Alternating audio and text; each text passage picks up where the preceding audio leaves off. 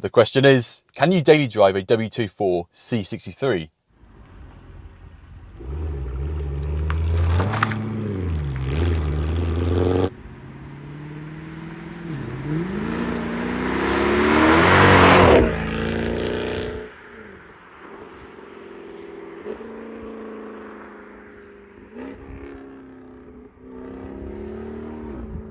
Now, I know what you're thinking.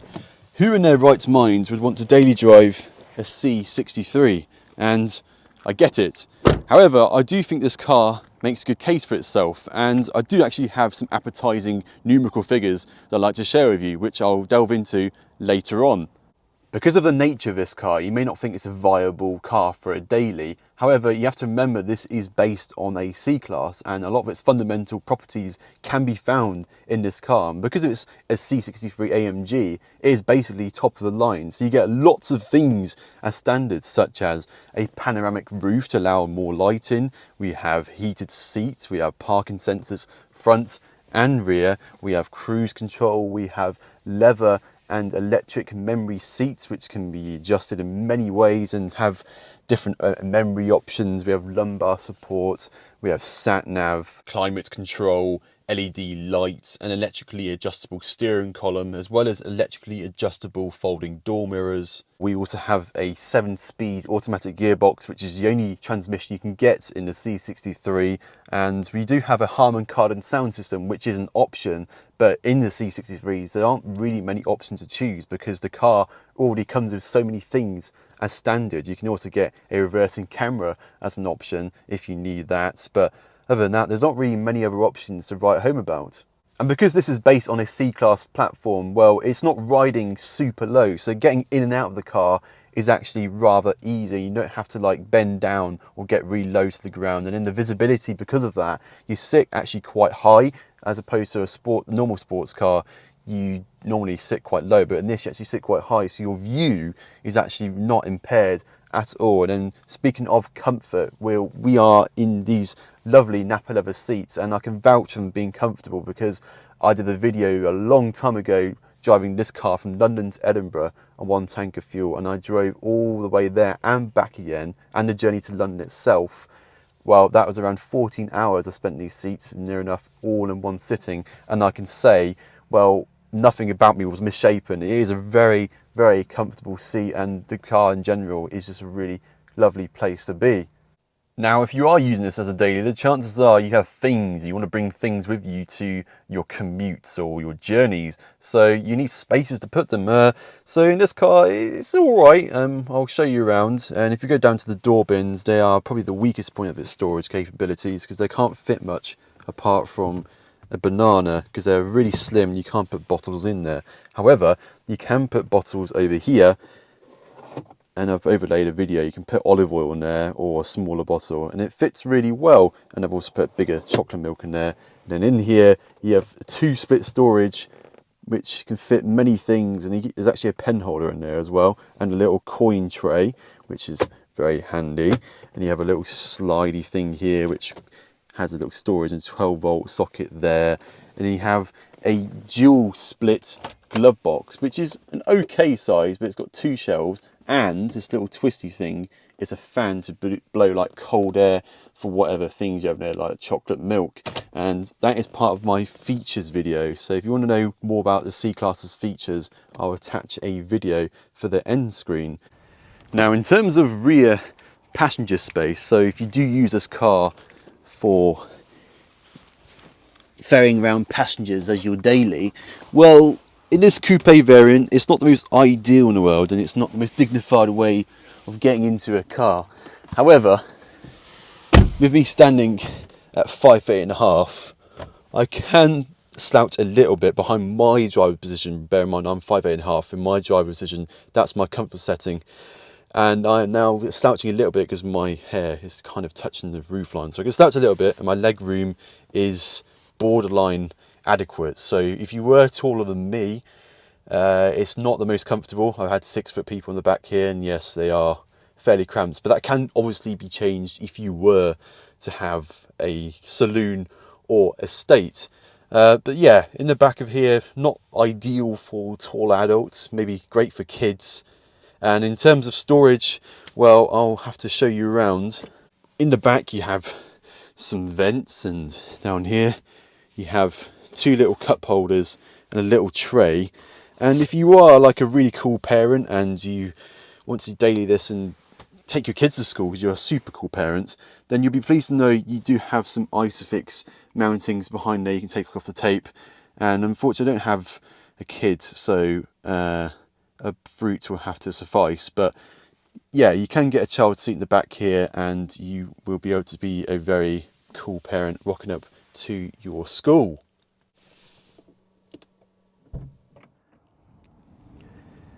Boot space in the C63 in the coupe variant is 450 litres, with the saloon and estate having a bit more.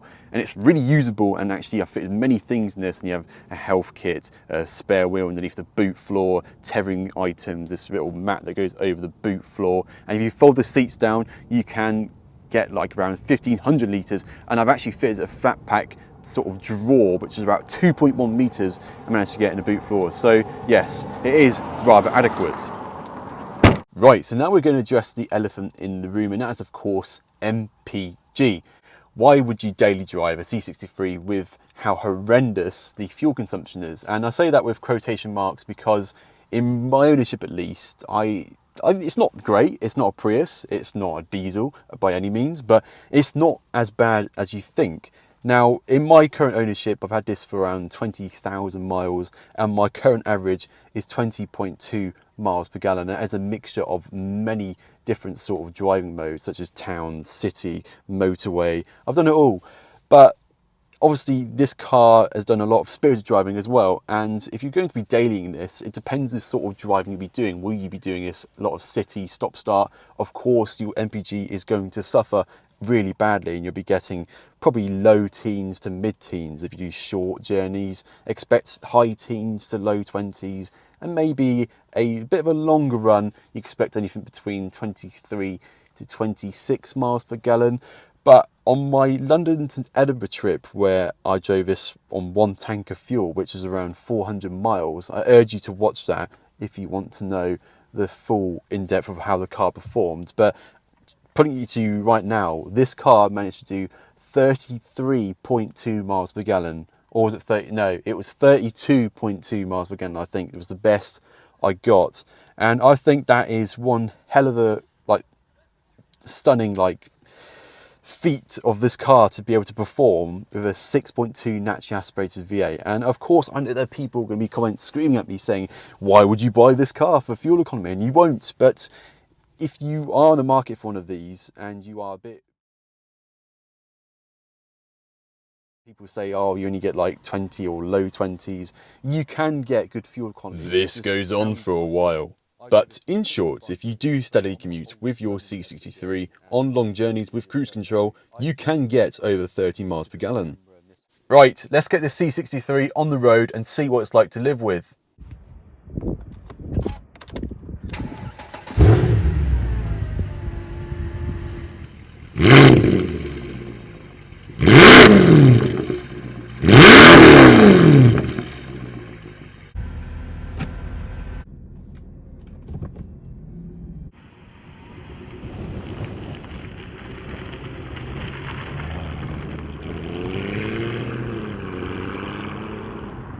Right, so we're on the road in the C63, and one of the first things you need to do when getting your car on the road is turning it on. And one of the things you need to take into consideration when having your C63 is the cold start, and if you have neighbours who don't like cars.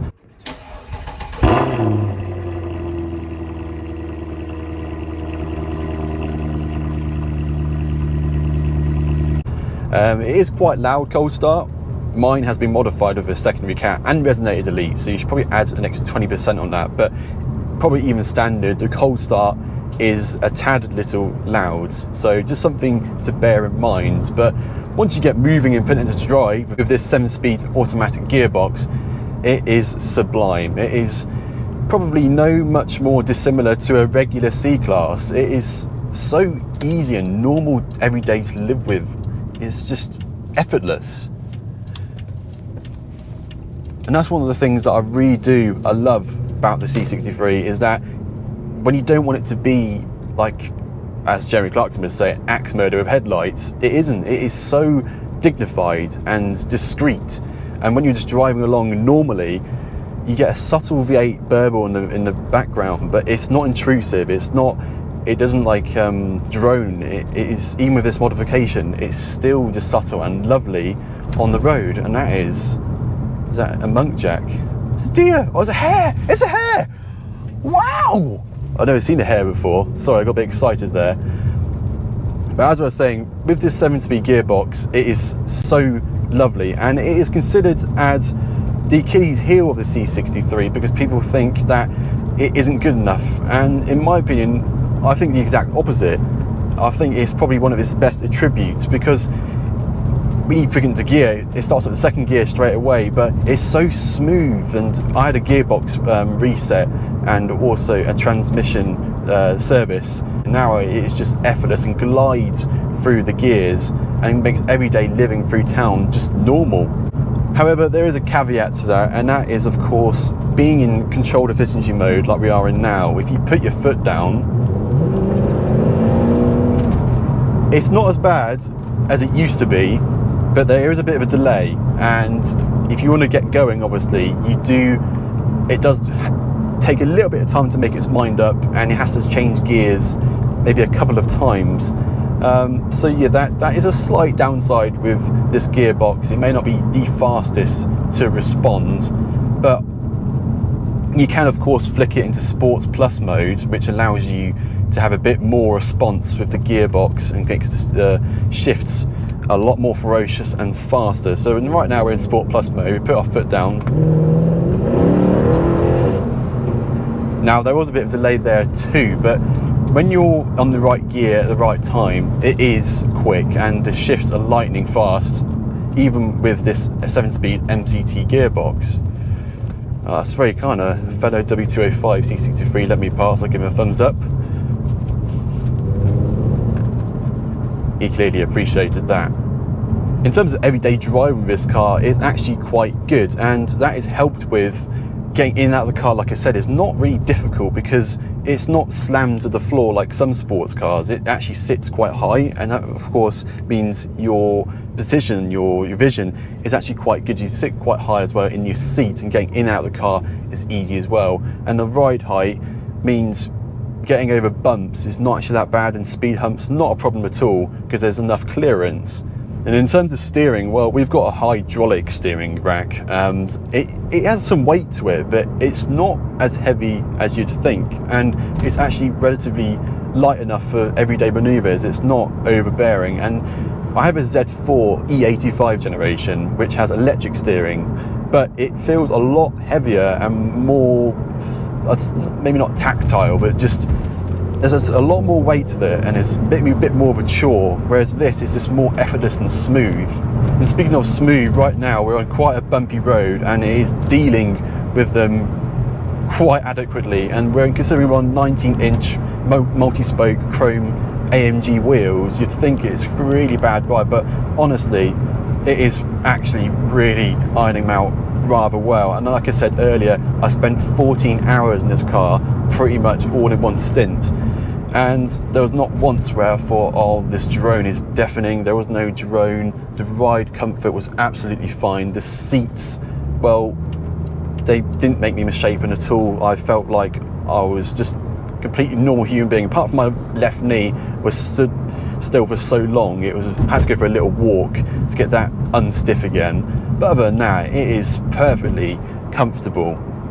Right now we're in like the late November and the roads are quite damp, but even that, we have some Michelin Pilot Sport 4S's which are cladded to my 19-inch multi-spoke alloys, and they do well not just for ride comfort and the way this car drives, but for putting the power down as well, even on greasy roads. No problem at all. I mean, there's a little bit of slip there because I was going around a corner, which is a bit silly of me, but for the most part, you put your foot down in this car even when it's raining. And if you're obviously doing low gears, low speeds, obviously yes, it will spin its tires, but if you're at more of a moderate normal speed, it's so easy to live with, and to put its power down, it barely slips at all, and that is probably courtesy of these tyres. They are really good at putting the power down.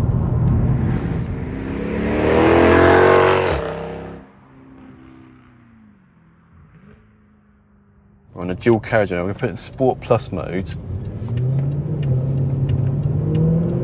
As I said, it's a bit greasy outside, but if I just tickle the throttle, like I said, we're up to 70 already, and did put my foot down quite a fair bit, but the Michelin Pilot Sport 4S's and the way this car handled, no slip at all, just put the power down even with these wet roads. And that brings me on to the power delivery of this car.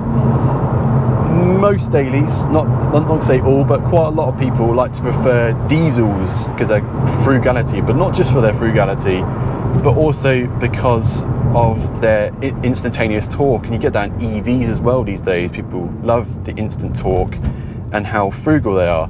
But obviously, yes, this doesn't do the frugal part that well, but the instant torque side of things, well, considering this is naturally aspirated, you'd think that it needs to wring its neck out, but the truth of the matter of the fact is, you put your foot down slightly, and even low down, this car has so much low down torque that you don't really have to wring its neck to get the best out of it or to make instantaneous overtakes. You just have to tickle it even in controlled efficiency mode, and overtakes are done with relative ease. Going around the corner here, Sport Plus mode. Not going to go full plant. And the way the power delivery, it is so linear and it pulls all the way to the top. And with the map, it just gives you more of a rush right at the top end. And it's absolutely fantastic. It just makes daily driving this so rewarding and so easy to use, because it just makes any overtaking scenario just so easy to deal with. And the most slightest of V8 rumble in the background, and that's all you have to deal with. And it just makes long commutes such a doddle and so relaxing, which is why these days all I listen to is classic FM, because this car is actually quite relaxing to drive when you haven't got the hammer down. And of course, the soundtrack. One of the best things about the C63 is the soundtrack, and it's something that I've always banged on about. It is not a car you need to drive fast or accelerate really abruptly to enjoy. You can drive this right now and just put your foot down with like a tiny tickle from your toe,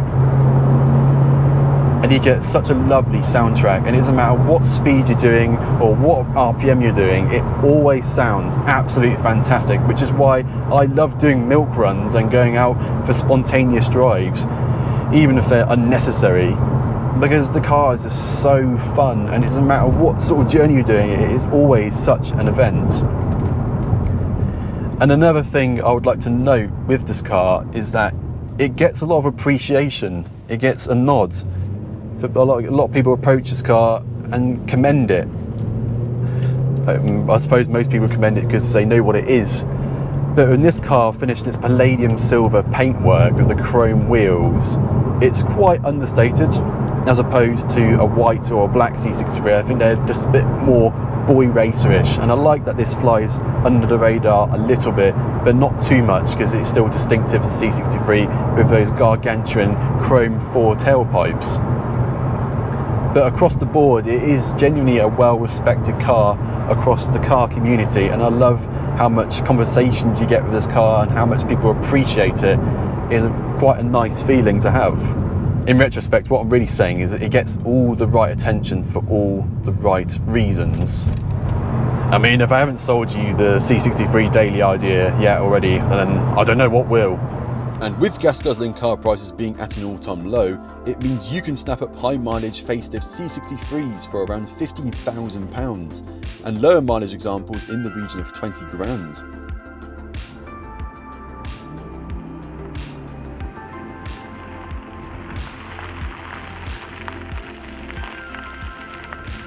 So should you daily your C63? Well, my answer would be yes, and if you are in a position to do so, then I cannot urge you enough.